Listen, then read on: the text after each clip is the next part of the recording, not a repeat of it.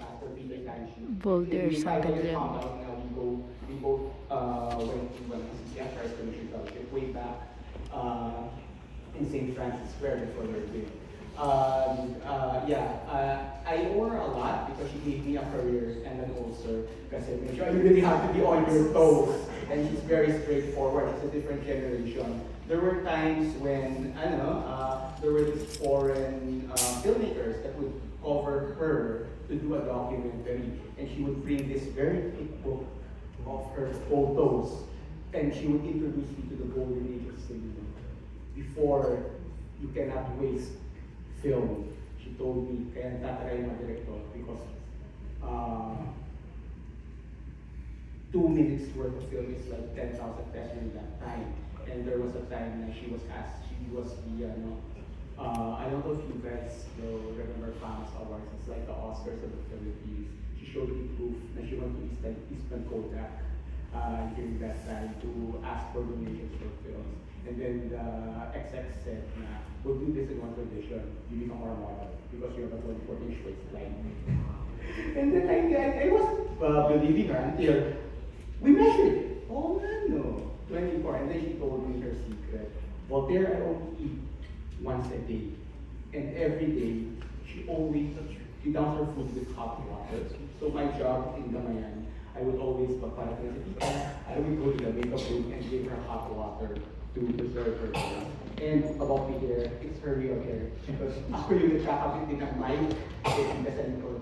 So, she would wear these, ang dami niya, I don't call it, alahas. Yeah, we call those chokers. Yes, chokers. And then, ang hirap kabit yung mic, and I was running for time kasi mag-air na si Ate Vivian, our floor director would say na, oy, kabit mo na. So, lagi kong naaano yung buhok. So, I would say na hindi yun wait, it's real. And yung alas niya, it's real. So, one time we were doing these, feeding programs sa mga depressed. I said, Tita, are you worried na baka manakawag ka? Kasi wala na katingin. We're behind the camera where she was in the crowd. Sabi niya, Voltaire, tao din yan yung mahihirap. If you do good for them, hindi ka nila konsihan. And then I began to realize, okay, hindi ka lolokohin, hindi ka...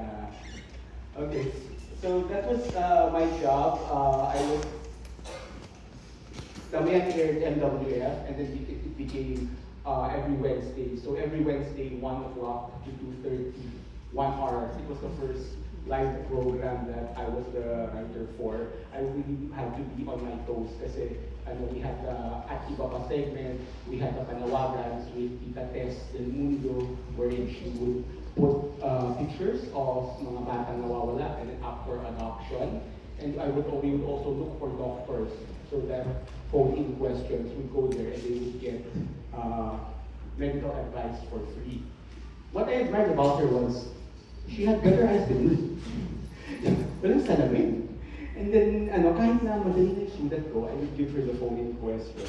She could read pati mga medical terms, which I don't even know. I think, parang through osmosis, through working with all these doctors, I think maybe, na rin siya MD. Kasi siya, parang, call this, amateur doctor. Pero what I admired about her is yung health niya. She's always on the go, and she would always wear these shoes. I don't know why, it's a generation thing. Kasi it's, Skechers na, it's, age of comfort na. Pero yung time niya, golden age of cinema, age of elegance. And you always have to be, she called it, camera ready. Camera ready. Because dati raw kasi, pag it's film. So, hinihintay daw ng director na uminit yung ilaw, and then sound man. So you have to be prepared. Dapat, blow-drive ka na, hindi ka sa buhok mo, and you already have to have your lines there. So nakita ko yung degree of professionalism, which our generation takes for granted, because ngayon, wala ka naman isang cameras puro mga cellphone, and then walang script, walang stage presence, everything. And that's what I've learned from her, na you can command a room, and you can talk to the ABC market, and you hold something apolitical. I learned that from her kasi we're Christians, we are committed to submit to whoever, kung sino man the siya, kahit hindi na gusto. Because Christ himself did not rebel against Caesar, even if it was for a project.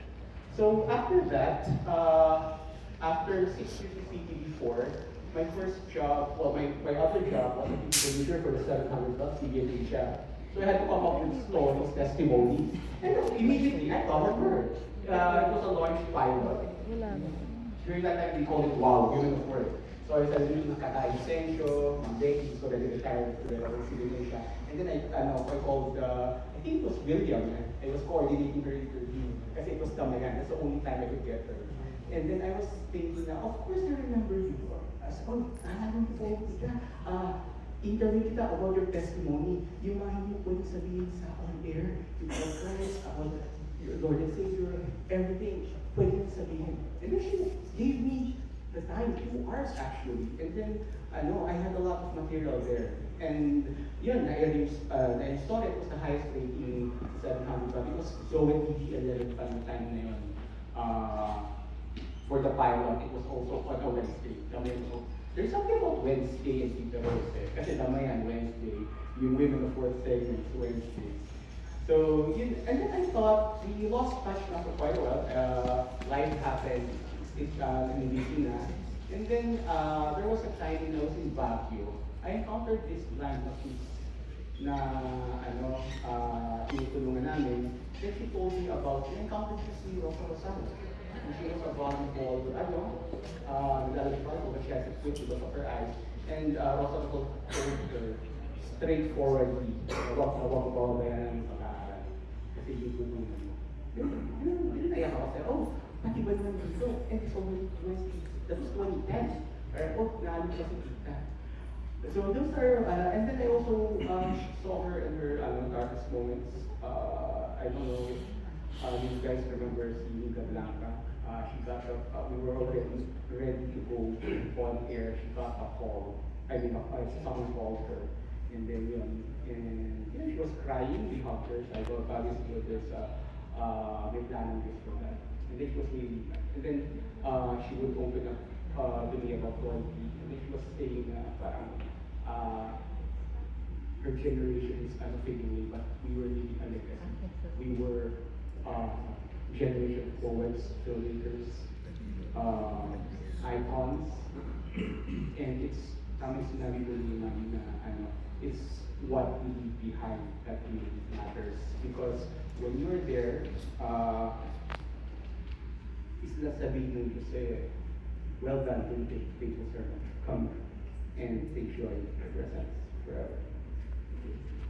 Okay, I think that's thank you for bearing with me.